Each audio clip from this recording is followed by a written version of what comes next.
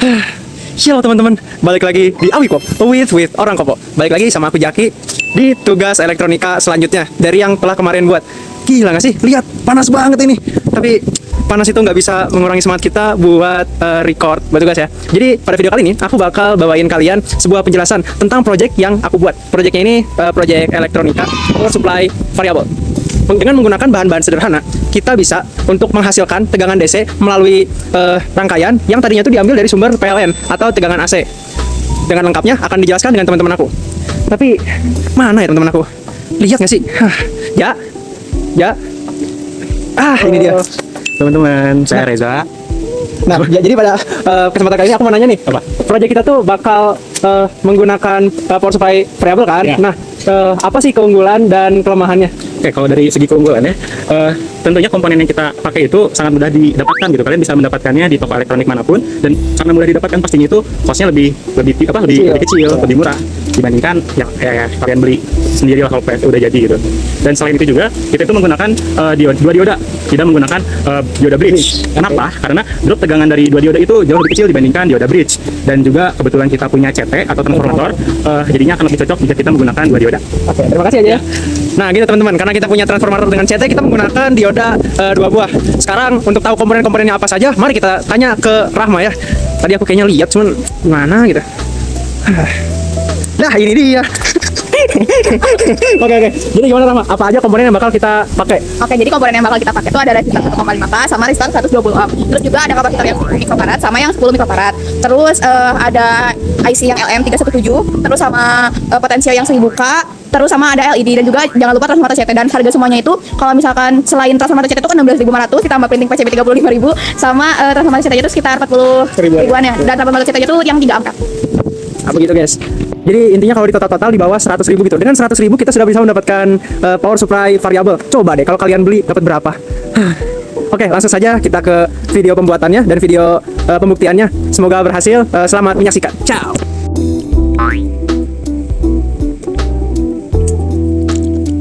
Kita perlu memiringkan salah satu sisi agar dia tidak goyang di sisi yang lainnya. Seperti ini contohnya. Oke, di sini juga dikasih apus di lebih mudah untuk dipangkas. Langsung saja mulai. Jadi komponen yang paling kecil tadi. Nah, sudah satu. Oke, sudah dua.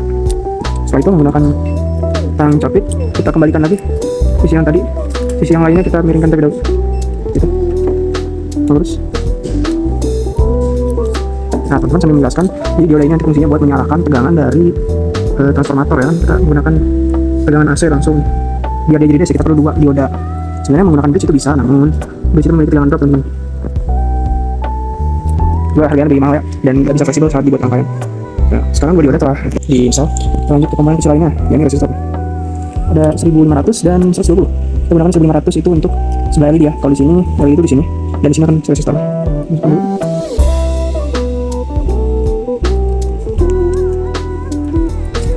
Oke. Sebisa mungkin gak estetik seperti ini, contoh nggak bisa, sudah lah ya, memaklumi saja itu. Sudah. Kita lanjut. Sentuhan tipis cukup. Selanjutnya kita fold lagi. Sih. Nah, kita fold. Ini kita tarik ke atas. Nah teman-teman juga kalau ada salah nyolder misalnya dia nggak nempel ya, tapi nggak semuanya turun ke bawah gitu. Ada yang keangkat seperti ini. Jangan coba-coba teman-teman solder terus kalian tekan. Kalau nggak nanti kayak gini. Bakal copot jalurnya gitu, dan akhirnya kita harus mengulang. Ini yang kedua ya. Jadi ini beneran work. It's work. Selanjutnya yang 120 ini buat yang di potensiometer sebelah sini. Ini buat resistornya, jadi kita pasang sini. Boleh aja sekalian lihat rangkaiannya.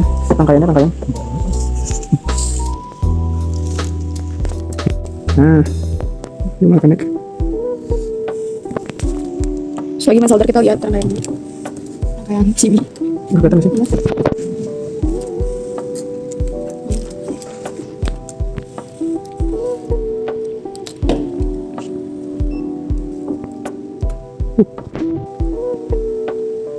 sudah merasa di solder itu kita boleh menggunakan artus. Habis itu sampah-sampahnya kita bersihkan ya. Menggunakan kertas di fold itu kayak obat nyamuk. Ini buat untuk semua sampah-sampah kayak gitu biar supaya solder. Nah, ini kan sudah mulai mengganggu ya. Kita bisa boleh langsung potong, atau kalau mau teman-teman lanjut takutnya ada apa-apa, potongnya terakhir bisa Aku buat ini pede lah ya. Soalnya ini menggunakan potong dipotong saya menjadi kecil. Sedikit orang potong. Sedikit pegang ada. Potong seperti itu.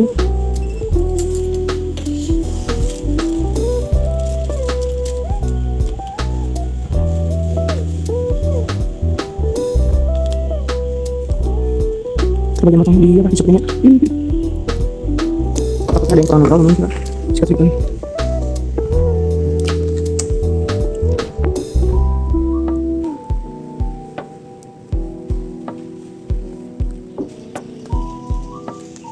Sip, sekarang komponen kecil semuanya udah yang nempel. Kita lanjut ke komponen yang medium ya. Komponen medium di sini ada kapasitor dan dalam dari ini. Ya, di sini. Nanti kapasitor yang paling besar dan terkecil tanpa kita pasang. Jangan lupa juga kalau solder kapasitor harus dilihat kualitasnya karena dia alkohol ya. Kita lihat di sini. Dia yang kecil ini itu 220 kalau tidak salah. Oh tidak, ini 10 mikrofarad. Ini untuk menghaluskan tegangan yang sudah dihasilkan sama yang lain 317. Ini tempatnya di sini. Dan positifnya ada di gitu. Nah, ini potensio. Di sini resistor, di sini kapasitornya. Positifnya itu berada di bawah ya. Ini negatifnya maka positifnya akan negatif. Seperti itu. Jadi yang negatifnya di atas ya. Bertemu dengan potensiometer di sini. Seperti tadi, default dulu salah satu kaki. Nah, saat bagian nyolder yang tinggi, nanti udah mulai susah buat nyolder karena dia ngangkat keyboardnya.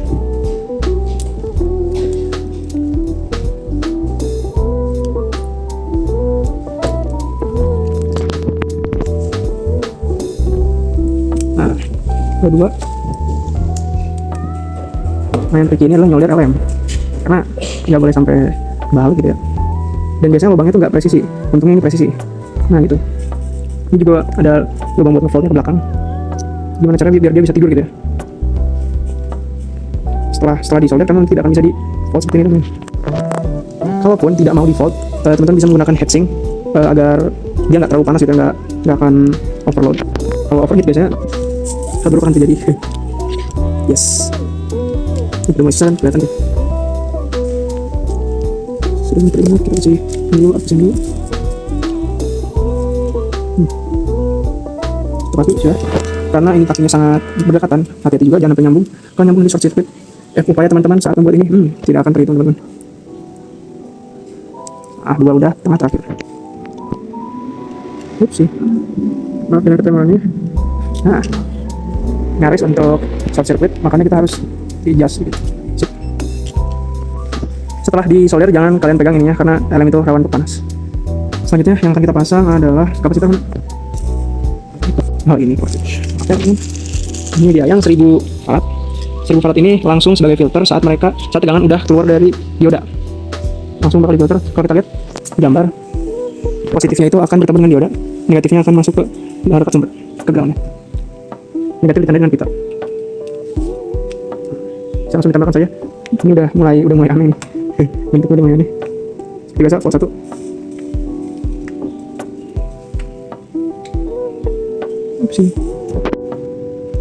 Oke, satu sudah. Karena panas, volt menggunakan ini. Ininya gak aman. Kayak ini juga. Oke.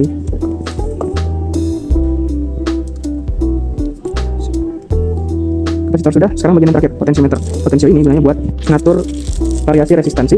Semakin kecil resistansi yang dikeluarkan sama wiper atau basis ini, maka semakin besar juga volt yang akan dikeluarkan oleh rangkaian. Nah, seperti pada gambar, dia akan ngadep keluar ya, jadi tidak mengacaukan komponen-komponen lainnya. Ini ada susah sedikit, ada volt. Kita doakan bisa masuk. Wah, ternyata bisa masuk.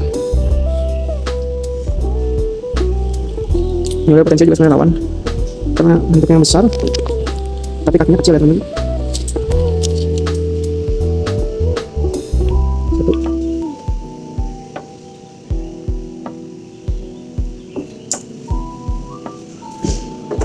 Nah, udah semua nih komponen udah kepasang.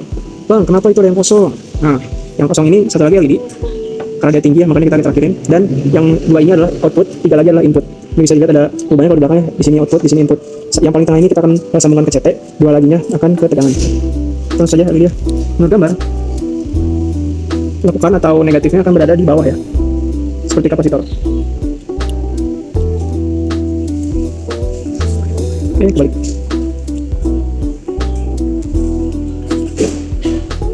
angkat roda dan rangkaian tidak boleh sampai terbalik, kalau enggak nanti rangkaian teman-teman. Waalaikumsalam.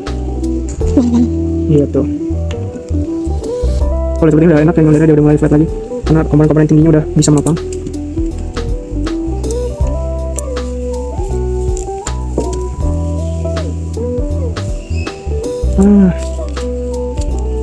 Ya, semuanya sudah selesai.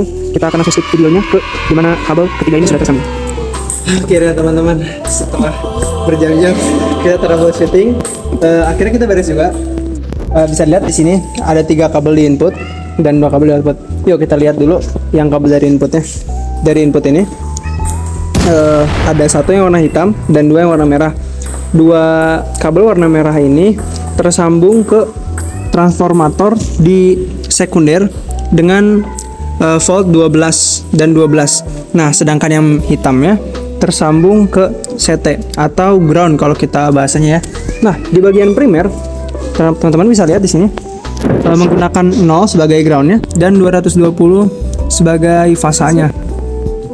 Ini tersambung ke saklar untuk memutuskan dari steker ini. Nantinya steker akan diinputkan ke sana dan transformator menurunkan menurunkan arus, lalu diolah dari rangkaian power supply variable dan akhirnya ada output. Outputnya di sini ada yang negatif dan ada yang positif. Nanti kita cek juga menggunakan multimeter ya. Oke. Langsung saja kita mulai praktiknya. Itu aja buat dipasangin. Negatif. Sorry ada yang kurang. Nah, yuk kita langsung mulai aja. Pertama kita colokkan dulu stekernya. Di sini belum on, stekernya kita nyalain. Nah, bisa dilihat karena LED-nya bisa menyala, rangkaian ini berfungsi ya teman-teman. Di sini buat mengatur voltasenya. Bisa dilihat di sini dari tegangan maksimum ke tegangan minimum. Ya seperti itu. Walaupun memang transisinya itu kurang smooth, tapi begitulah adanya rangkaian menggunakan LM317 teman-teman. Jadi agak kurang presisi ya. Dan ini juga potensionya menggunakan 100 kilo, yang mana 100 kilo ini kurang smooth saat bertransisi. Jika teman-teman ingin smooth, boleh diturunkan nilai resistansinya menjadi yang 5 atau 10K. Ini teman-teman. Ya. Setelah ini juga kami akan tunjukkan bagaimana jika rangkaian ini dimodifikasi menggunakan fitur-fitur tambahan seperti display, terus pemutus arus dan lain-lain. Terima kasih. Kita lanjut. Oke, halo teman-teman. Jadi selain kita buat PCB yang tadi yang udah kita solder sama Zaki, kita juga udah bikin versi finalnya atau versi yang lebih upgrade-nya gitu. Modifikasi ya. Modifikasi, betul banget. Jadi kita udah kasih box dan tambahan beberapa fitur. Boleh dilihat. Jadi untuk rangkaiannya sama seperti yang tadi, tetapi kita menambahkan beberapa fitur seperti pengaman dan display. Yang pertama itu menggunakan switch. Jadi kalau untuk menyalakannya ya tentu saja dengan menyalakan sumber, tapi di sini kita bisa atur juga untuk on off-nya. Setelah itu, selain tombol switch ini, kita juga menambahkan fitur display output. Jadi kita tidak perlu menggunakan multimeter, jadi kita tinggal lihat saja di si display yang sudah ada di boxnya.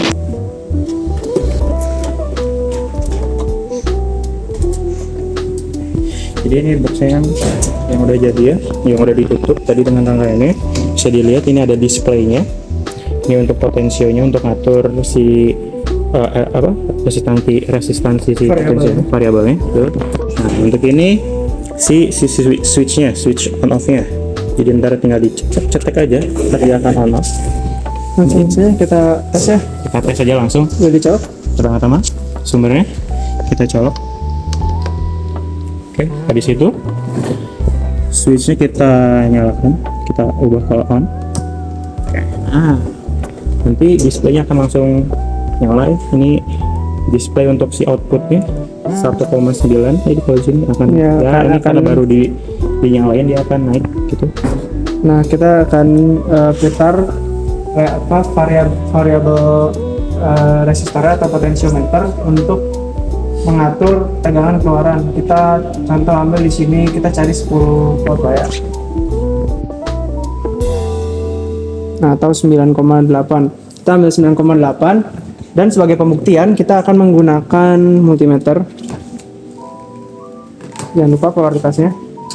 Nah, ini juga mungkin bakal fluktuatif tegangannya karena kita tidak menggunakan capit buaya.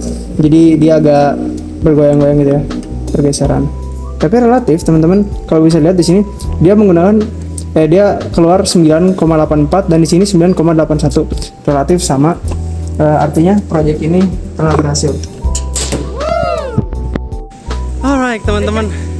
Akhirnya kita sudah beres. Gimana aja? Bagaimana? Alhamdulillah. Alhamdulillah. Jadi begitu saja praktikum power supply variabel.